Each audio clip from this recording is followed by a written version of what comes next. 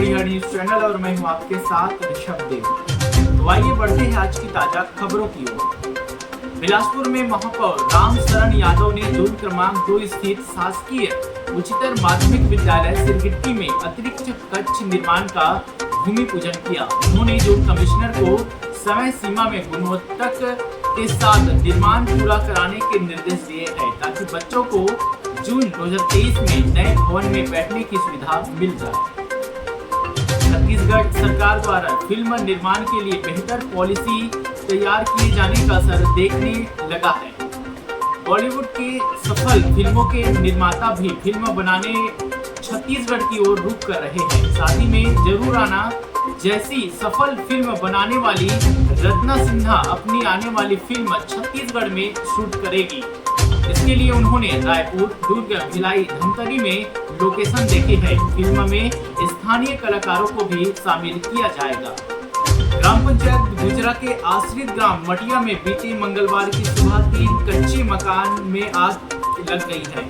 चूल्हा जलाकर गोबर का कंडा लाने महिला चली गई थी। इस दौरान ही चूल्हा के पास रखे पैरा कुट्टी में आग सुलग गई और एक एक कर तीनों मकान में आग फैल गई। स्थानीय लोगों ने आग पर काबू पाने का प्रयास किया। वहीं सूचना के बाद मौके पर पुलिस दमकल वाहन की मदद से आग को बुझाया जा सका। बताया जा रहा है कि प्रभावित तीनों परिवार रिश्तेदार हैं।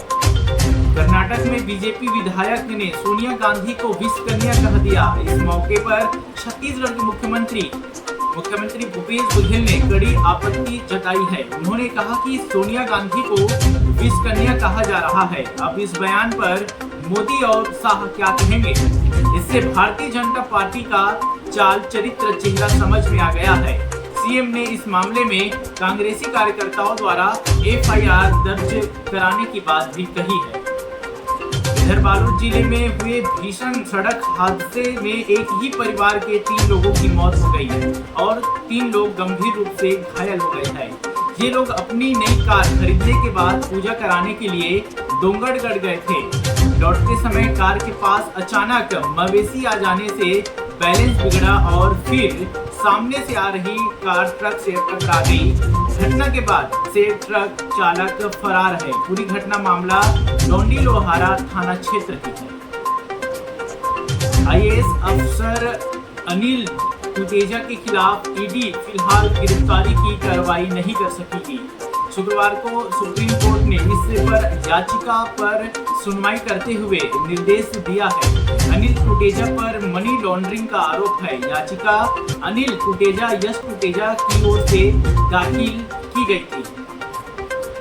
कोरबा में तेंदुपत्ता संग्राहकों की तरह अब फूड ग्रेड महुआ संग्रहण करने वाले संग्राहक परिवारों को बोनस राशि मिलेगी। फूड ग्रेड महुआ वह है जिसे जमीन पर गिरने से पहले जाल लगाकर संग्रहित किया जाता है। इस पर कोरबा व कटघोरा वन मंडल से 730 क्विंटल महुआ संग्रहित किया गया है। अंतर्राष्ट्रीय बाजार में इसकी कीमत 115 रुपए तक की है। संग्राहकों का यह महुआ 10 रुपए में खरीदी गई है। सूखने से लेकर पैकिंग तक आने वाली खर्च को काटकर शेष राशि संग्राहकों को बोनस के रूप में प्रदान की जाएगी। आईपीएल 2023 का 47वां मैच गुरुवार को राजस्थान रॉयल्स और चेन्नई सुपर किंग्स के बीच खेला गया। पहली पारी में बल्लेबाज यशस्वी जायसवाल ने आक्रामक बल्लेबाजी दिखाई। उसके बाद फैंस हैरान रह गए। यशस्वी ने अर्धशतक जड़कर सीएसके के अनुभवी गेंदबाजों की हवाइयां उड़ा दी। जायसवाल ने 23 गेंदों में 8 चौकों और 4 छक्कों की मदद से 77 रन बनाए। मैच के 7वें ओवर में रविंद्र जडेजा की चौथी गेंद पर जायसवाल ने ऐसा छक्का मारा जिससे खेल जगत में तहलका मच गया। राजधानी रायपुर के पंडरी कपड़ा मार्केट से चोरी राजधानी रायपुर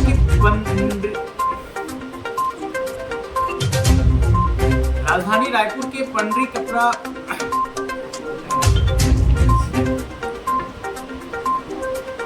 राजधानी रायपुर के पंडरी कपड़ा मार्केट से चोरी करने का मामला सामने आया है। पंडरी कपड़ा मार्केट स्थित एक दुकान से साड़ी चोरी करने वाले दुकान के कर्मचारी दीपक पटेल को पुलिस ने गिरफ्तार किया है। आरोपी को गिरफ्तार कर उसके कब्जे से चोरी की 3 बंडल 147 नग साड़ी जब्त की गई। ये मामला देवेंद्र नगर थाना क्षेत्र का है। वही मामले का एक आरोपी अभी भी फरार है, जिसकी पुलिस तलाश कर रही है।